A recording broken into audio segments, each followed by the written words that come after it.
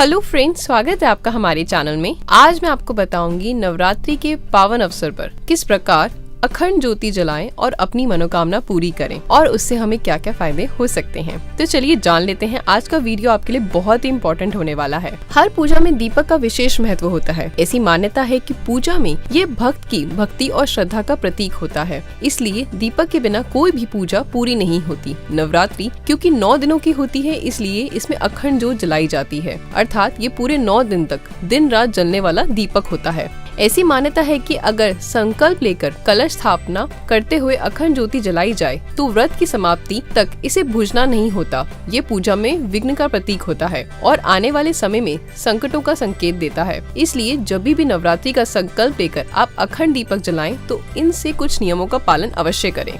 अक्सर लोगों को लगता है कि अखंड ज्योति सिर्फ पीतल के दीप पात्र में ही जलाया जा सकता है, लेकिन ऐसा नहीं है। पीतल को शुद्ध माना जाता है, इसलिए पूजा में इसे बने पात्रों का प्रयोग किया जाता है। इसलिए अगर आप पीतल का दिया नहीं जला सकते तो आपको जानना चाहिए कि मिट्टी का दीप पात्र भी उतना ही फलदायी है। मिट्टी भी शुद्ध माना जाता है, इसलिए पूजा सामग्री रखने या दीपक के रूप में मिट्टी के पात्रों का भी प्रयोग किया जा सकता है। अगर मिट्टी का दीपक जला रहे हैं तो इस बात का ध्यान रखें कि जलाने से 24 घंटे पहले इसे साफ जल से भरें।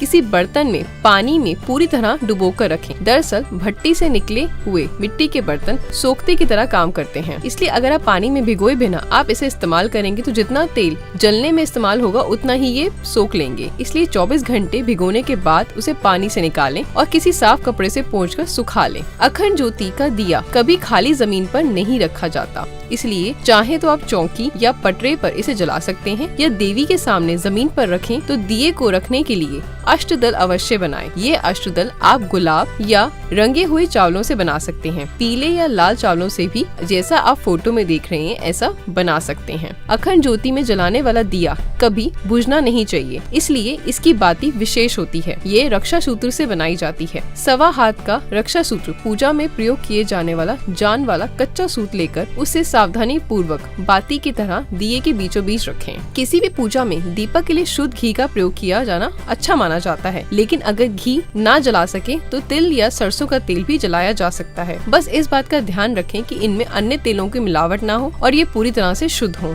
आप घी या तेल का दीपक जला रहे हैं तो इससे देवी के सामने दीपक रखे जाने का स्थान तय होता है। ऐसी मान्यता है कि अगर आप घी का दीपक जलाया है तो ये देवी की दाईं ओर रखा जाना चाहिए, लेकिन अगर दीपक तेल का है तो उसे बाईं ओर रखा जाना चाहिए। दीपक जलाने से पूर्व की सभी तैयारियां पूरी होने के पश्चात आप इसे जलाएं जाने की बारी आती है। इसके लिए एक खास नियम का पालन किया जाना आवश्यक है। सबसे पहले हाथ जोड़कर श्री गणेश, माता दुर्गा और शिव जी का ध्यान करें। अगर किसी विशेष मनोकामना के साथ अखंड ज्योति जला रहे हो तो उसे मन में सोच लें और माता से प्रार्थना करके पूजा की समाप्ति के साथ ही वे पूर्ण हो जाएगी। नवरात्र में अखंड ज्योति जलाना स्वास्थ्य के लिए काफी स्वास्थ्यकारक और अच्छा माना जाता है, क्योंकि 9 दिन तक अखंड ज्योति जलने से घर में 9 दिन तक घी और कपूर की खुशबू महकती है, जिससे हमारे आसपास का वातावरण शुद्ध होता है। इंसान को सांस लेने में भी शुद्ध हवा प्राप्त होती है। गाय की घी की महक इंसान की प्रतिरोधक क्षमता को बूस्ट करती है और हमारे नर्वस सिस्टम को भी बढ़िया कर देती है। नवरात्र में विद्यार्थियों के लिए अखंड ज्योति जलाना काफी फायदेमंद और शुभ माना जाता है।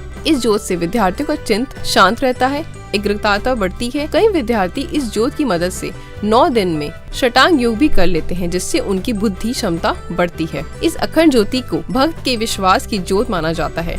ये वैसे ही जैसे छोटी सी ज्योत अंधकार को खत्म कर देती है। इस ज्योत के जलने से घर में 9 दिनों तक कभी भी अंधकार नहीं छाता। एक ज्योत हमेशा जली रहती है, जो लोगों के हमेशा सकारात्मक बनाए रखने में मदद करती है और नकारात्मक सोच को, हवा को बाहर निकालती है और हमारे मन को शांत कर देती है। साथ ही साथ हमारे काम और धंधे में बरकत होने लगती है। हमारे सारे पाप धुलने शुरू हो जाते हैं और हमारा मन बहुत शांत हो जाता है। आज का वीडियो आपको कैसा लगा? आप चाहते हैं अगर आपको इतना ही पसंद आ रहा है तो उसको शेयर करना मत भूलिएगा। ऐसी इंटरेस्टिंग वीडियो देखने के लिए हमारे चैनल को सब्सक्राइब करें। सब्सक्राइब के साथ में बेल आइकन है, उसको प्रेस करना तो कभी ना भूलें, ताकि फ्यूचर में हमारे चैनल पर आने वाली कोई भी इम्पोर्टेंट वीडियो का नोटिफिकेशन आपको मिल सके। मैं मिलती हूँ आपसे नेक्स्ट वीडियो में, तब तक के लिए बाय, टेक केयर।